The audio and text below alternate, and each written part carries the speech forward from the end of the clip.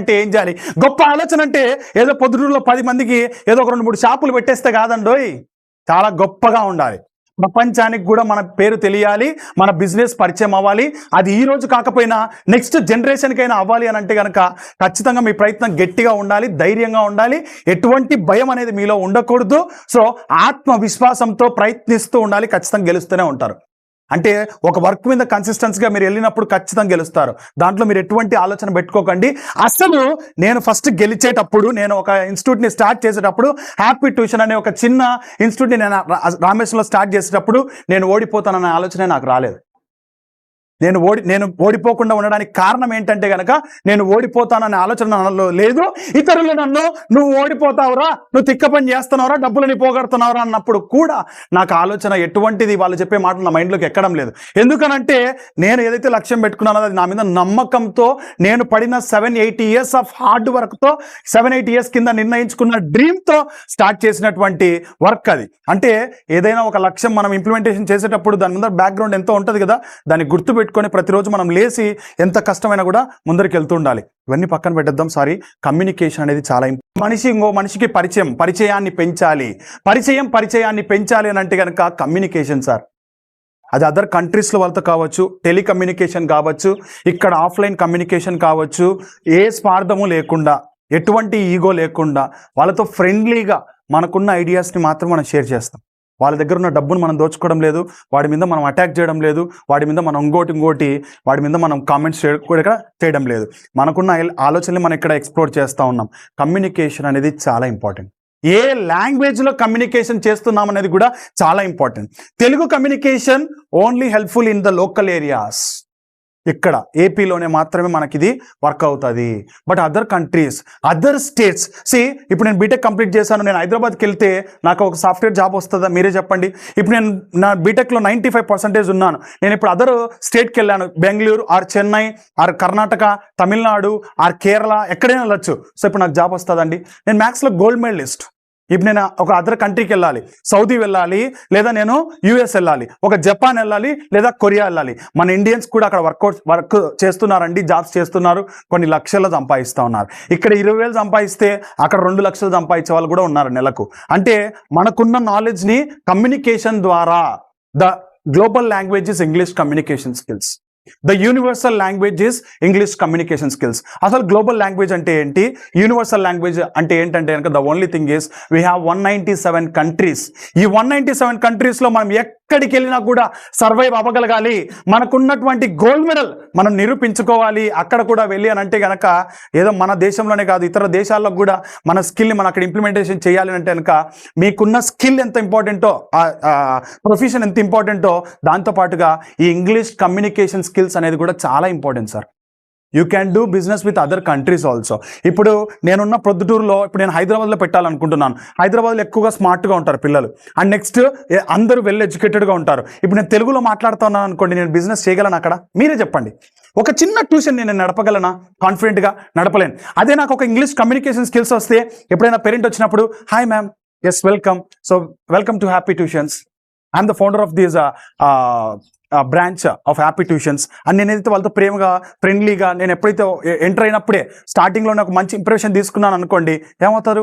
ఈ ఒక్క పేరెంట్కి నమ్మి నా దగ్గరకు వచ్చినప్పుడు నేను ఆ ఒక్క అబ్బాయికి ది బెస్ట్ ఇచ్చానంటే ఈ ఒక్క పేరెంట్ నుంచి 10 మంది పిల్లలు వచ్చేదానికి అవకాశం 100% ఉంటుంది. అంటే communication skills plays a major role in all the professions. Police డిపార్ట్మెంట్లో కావచ్చు, దబాయిచి మాట్లాడేస్తారు, కొంతమంది బాగా మాట్లాడతారు, కొంతమంది చాలా ఫ్రెండ్లీగా మాట్లాడుతారు, కొంతమంది క్షమించేస్తారు. అరే వెళ్ళిపోరా, నెక్స్ట్ టైం ఇలా చేయకురా, నెక్స్ట్ టైం హెల్మెట్ పెట్టుకోరా, అరే నెక్స్ట్ టైం డ్రైవింగ్ చేసేటప్పుడు చాలా జాగ్రత్తగా చేయరా, అరే నెక్స్ట్ టైం డ్రైవింగ్ చేసేటప్పుడు ముగ్గురితో బండి నడపకూడదురా తెలుసుకో.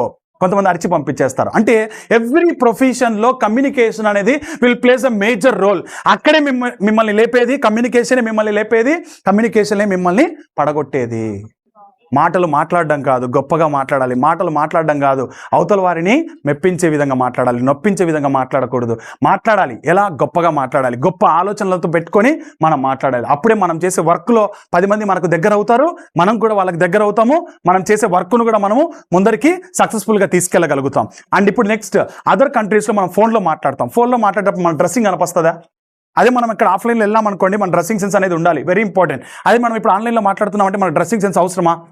మనం స్నానం చేసామా లేదా అవసరమా, బట్ అవుట్ సైడ్ వెళ్తే ఖచ్చితంగా ఇవన్నీ అవసరం. పర్ఫ్యూమ్ వాడడం కానీ, ఇన్షర్ట్ చేయడం కానీ, వాచ్ పెట్టుకోవడం కానీ, వాచ్ అనేది వెరీ మ్యాండేటరీ. ఓకే, సో ఇలాంటి మైర్ని కోమ్ చేసుకోవడం కానీ, ఒక మంచి ఫేస్ వాష్ చేసుకొని ఒక పాజిటివ్ మైండ్ సెట్తో ఇక్కడికి రావడం కానీ, ఓకే, ఇలాంటివి చాలా ఇంపార్టెంట్. అదే మనం ఫోన్లో మాట్లాడుతున్నామంటే కమ్యూనికేషన్ సాఫ్ట్గా ఉండాలి, ఫాస్ట్గా ఉండకూడదు. మన సిగ్నల్స్ కరెక్ట్గా ఉన్నాయో లేదో చూసుకోవాలి. మనం మాట్లాడేది ఎంత స్లోగా మాట్లాడుతున్నాం, అవతల పర్సన్కి మన కమ్యూనికేషన్ అర్థం అవుతుందా లేదా అనేది మనం అర్థం చేసుకుంటూ మాట్లాడాలి. ఏదో మన దగ్గర నాలెడ్జ్ ఉంది టక్టక్గా మాట్లాడేస్తే వాడికి తీసేసుకుంటాడు, యాక్సెప్ట్ చేస్తాడంటే జీరో పడిపోతారు. స్లో ఉండాలి, లక్ష్యం ఉండాలి, లక్ష్యంలో నిదానంగా ముందరికి వెళ్ళాలి. ఏదో డబ్బు ఉంది, లక్ష్యం ఉంది, ఏదో పరిగెత్తాలి, ఇన్వెస్ట్మెంట్ పెట్టేసాలి, అన్ని అట్టర్ ఫ్లాప్ అవుతారు. కొనాలి, గోల్డ్ కొనాలి, పెరుగుతుంది, కొన్నారు. సిల్వర్ పెరుగుతుంది, కొన్నారు. టప్పున పడిపోయింది. ఏమైపోయినారు? నిర్ణయం లేదు, ఆలోచన లేదు, డబ్బు ఉంది, ఏదో పెట్టేసాలి, తొందరపడినప్పుడు ఖచ్చితంగా కింద పడతారు, దాంతో నో డౌట్. నేను కూడా కింద పడ్డాను కాబట్టి చెప్తా ఉన్నా. మీరు చేసే ప్రయత్నంలో ఈ గొప్ప ప్రయత్నం గెలవాలి అని అంటే కనుక, మీరు చేసే ప్రయాణము సాఫీగా ఉండాలి అంటే కనుక, నిర్ణయాలు బలంగా ఉండాలి, ప్రయత్నం కూడా గట్టిగా ఉండాలి. కానీ ఎంత స్లోగా వెళ్తే మీరు అంత బలపడతారు, ఎంత స్లోగా వెళ్తే అంత స్ట్రాంగ్గా మీరు నిలబడగలుగుతారు. మీ అందరికీ తెలుసా, ఇక్కడ ఈ పార్కులో ఏముంది? ఎక్కువగా చెట్లు ఉన్నాయి. స్లో గ్రోత్ చెట్లు చాలా స్ట్రాంగ్గా నిలబడతాయంట. ఫాస్ట్ గ్రోత్ ఉన్న చెట్లు చాలా ఫాస్ట్గా గాలికి పడిపోతాయంట. Try to understand. This is a best example. ఇక్కడ ఈరోజు కండక్ట్ చేసినటువంటి ఈ స్టార్ట్అప్ మీట్లో నన్ను గెస్ట్గా పిలిచి ఈ ఒక్క ఆలోచన నాకు స్ట్రాంగ్గా అనిపించింది. అండ్ నెక్స్ట్ ఇక్కడ ఒక బెస్ట్ ఎగ్జాంపుల్ మనం అందరం తెలుసుకోవాలి. నేను రన్నింగ్ కొట్టాలి అనుకోవడంలో తప్పు లేదు, అర్థమైందా? నేను రన్నింగ్ చేయాలి అనే ఆలోచనలో కూడా తప్పు లేదు. కానీ ఇక్కడ నేను ఖచ్చితంగా రన్నింగ్ కొట్టాలంటే ప్రతిరోజు వచ్చి నేను రన్నింగ్ కొట్టగలను, ఈ రౌండ్ మొత్తము కొట్టలేను. అదే నాకంటూ ఒక టార్గెట్ ఉంటే నేను ఫస్ట్ డే ఇక్కడ నుంచి ఇక్కడ వరకే కొట్టాలి, సెకండ్ డే కూడా నేను ఇక్కడ నుంచి ఇక్కడ వరకే కొట్టాలి, థర్డ్ డే నేను ఇక్కడ నుంచి ఇక్కడ వరకే కొట్టాలి. నేను ఇంతవరకు కొట్టాలనుకున్నాను అంతవరకే కొట్టాలి. అది క్రాస్ అవ్వకూడదు. అది టార్గెట్. టార్గెట్ ఎప్పుడైతే మీరు క్రాస్ అవుతారో మీరు ఓవర్ స్పీడ్లో వెళ్ళిపోతున్నారు, కింద పడతారని అంతేం లేదు. ఇక్కడ నుంచి ఇక్కడి వరకు అంటే కనుక ఈ డేట్ నుంచి ఈ డేట్లో ఒక టార్గెట్ పెట్టుకొని కొట్టాలంటే కనుక కొట్టాలంతే.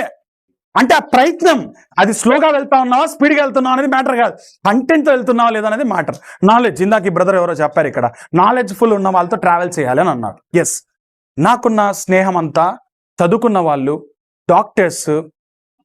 నేను తైక్వాండో మాస్టర్ ఉన్నాను కాబట్టి నా పేరెంట్స్ అందరూ తైక్వాండో కలెక్టర్ కూడా ఉన్నారు అందులో నా పేరెంట్స్లో. And next police department, agriculture department, civil department, and next ఎస్ఐలు, సిఐలు, ఎంతోమంది గొప్ప వేదాలు ఉన్నారు, ఎంతోమంది గొప్ప గురువులు ఉన్నారు. గవర్నమెంట్ ప్రాజెక్ట్స్ డీల్ చేశాను, ఇంగ్లీష్ కమ్యూనికేషన్ స్కిల్స్ మీద, పర్సనల్ డెవలప్మెంట్ ట్రైనింగ్ మీద, అండ్ సాఫ్ట్ స్కిల్స్ మీద. అండ్ నెక్స్ట్ ప్రైవేట్ ప్రాజెక్ట్స్ చేశాను, ఎన్నో ఫ్రీ సర్వీసులు చేశాను. నేను ఏ రోజు డబ్బు కోసం అనేది ప్రయత్నం చేయలేదు, పోరాడలేదు. నేను స్టిల్ ఇప్పటికి కూడా నా తల్లిదండ్రుల పేరు నిలబెట్టాలి, నేను ఒక గొప్ప స్థాయిలో ఉండాలి, దేవుడు ఖచ్చితంగా నన్ను చల్లగా చూస్తాడు. నేను ఏ రోజు డబ్బు కోసం పోరాడలేదని మళ్ళీ చెప్తా ఉన్నాను. నేను పెట్టుకున్న లక్ష్యం కోసం పోరాడాను, ఆటోమేటిక్గా డబ్బు అనేది జనరేట్ అవుతుంది. కొన్నిసార్లు డబ్బు మీద కాదు, చేసే ప్రయత్నం మీద దృష్టి పెడితే మనం అనుకున్న డబ్బు ఆటోమేటిక్గా మనకు తెలియకుండానే వచ్చి ఇంట్లో పడుతుంది. ఇంట్లో పెట్టాలంటే బీరువాలు కూడా సరిపోవండి. అలా చేయాలి అంటే కనుక ఖచ్చితంగా ఏం చేయాలి? సో లక్ష్యాన్ని ఇంప్లిమెంటేషన్ చేస్తూ ముందరికి వెళ్ళాలి. Finally thank you so much for your presence everyone. మీ యొక్క ఐడియాస్ ఇక్కడ ఏదైతే షేర్ చేశారో, నేనేదైతే నా ఐడియాస్ని షేర్ చేశానో, ఈగో లేకుండా, నేనేదో ఇతరులకు చెప్తే బాగుపడతారనే ఆలోచన లేకుండా, మంచి ఆలోచనతో, భాష, నాలెడ్జ్ ఈ రెండు చాలా ముఖ్యం జీవితంలో.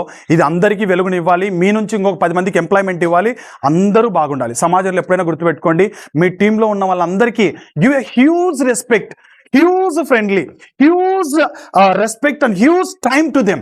Take them very close to you, take them as your brother, take them as your sister, and please respect them, huge respect, give them huge respect and love them so much. Don't disrespect them anyone. అక్కడ ఎవరున్నా వాడు నల్లగా ఉన్నాడని, వాడు తెల్లగా ఉన్నాడని, వీళ్ళు బంగారు వేసుకున్నారని, వీళ్ళు బంగారు వేసుకోలేదనేది అలాంటి పార్షాలిటీ దయచేసి పెట్టుకోకండి. పేద పిల్లలు ఎక్కడ పుట్టినా ఎక్కడికో చేరుతారు. వాళ్ళు ఎప్పుడు కష్టంతో తెలుసుకున్నటువంటి పిల్లలు, కష్టాన్ని చూసినటువంటి వ్యక్తులు కాబట్టి ఖచ్చితంగా అందరినీ రెస్పెక్ట్ చేయండి, అందరినీ సమానంగా చూడండి.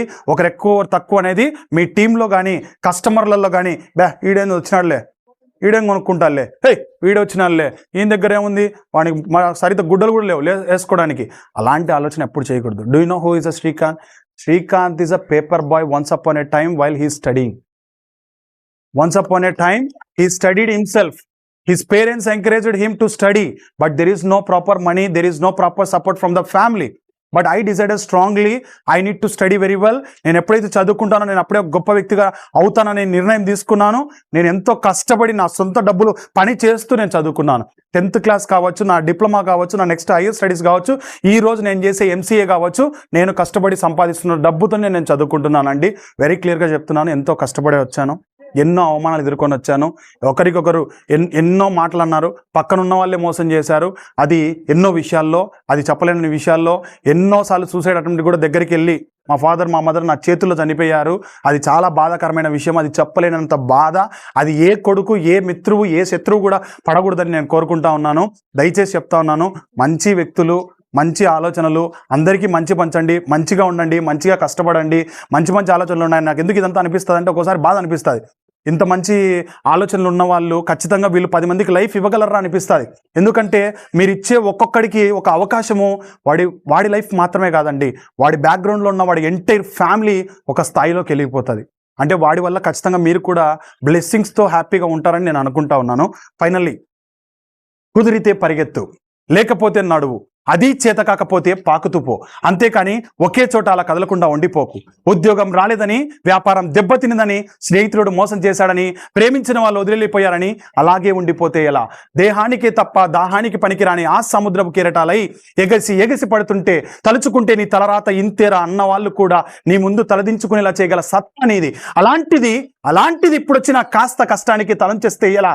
సృష్టిలో చలం ఉన్నది ఏది ఆగిపోకూడదు. పారే నది, వీచే గాలి, ఊగే చెట్లు, ఉదయించే ఆ సూర్యుడు అనుకున్నది సాధించాలని నీలో కసిగా ప్రవహిస్తుంది. ఆ నెత్తుడితో సహా ఏది ఆగిపోవడానికి వీల్లేదు. బయలుదేరు. నిన్ను కదలకుండా చేసిన ఆ మానసిక బాధల సంఖ్యలను తెంచేసుకో. పడ్డ చోటు నుండే పరుగును మొదలుపెట్టు. నీవు పడుకునే పరుపు నిన్ను చిదరించక ముందే నీ బద్దగానే వదిలే. నీ నీడ నిన్ను వదిలేక ముందే వెలుగులోకి వచ్చాయి. మళ్ళీ చెప్తున్నా మిత్రమా, మళ్ళీ చెప్తున్నా, కన్నీరు కారిస్తే కాదు, చెమట చుక్కను చిందిరిస్తేనే చరిత్ర రాయగలని తెలుసుకో. ఇవి వింటే కేవలం పదాలు మాత్రమే, ఆచరిస్తే మన అందరి హస్త్రాలు. Thank you so much for this great opportunity. Thank you so much. ఏదైనా తప్పుగా మాట్లాడింటే సారీ. అండ్ చాలా గొప్ప విషయాలు నేను అందరికీ షేర్ చేశానని అనుకుంటా ఉన్నాను. అండ్ ఇదంతా వర్త్ అని కూడా నేను అనుకుంటా ఉన్నాను. Thank you so much. Thank you so much. Thank you. ఎందుకు మీరందరూ కూడా కమ్ క్లోజర్, మీరందరూ కూడా రాండి సార్. నా పక్కకి వెళ్దామా? ఫోటో బాగా సరే, వచ్చిన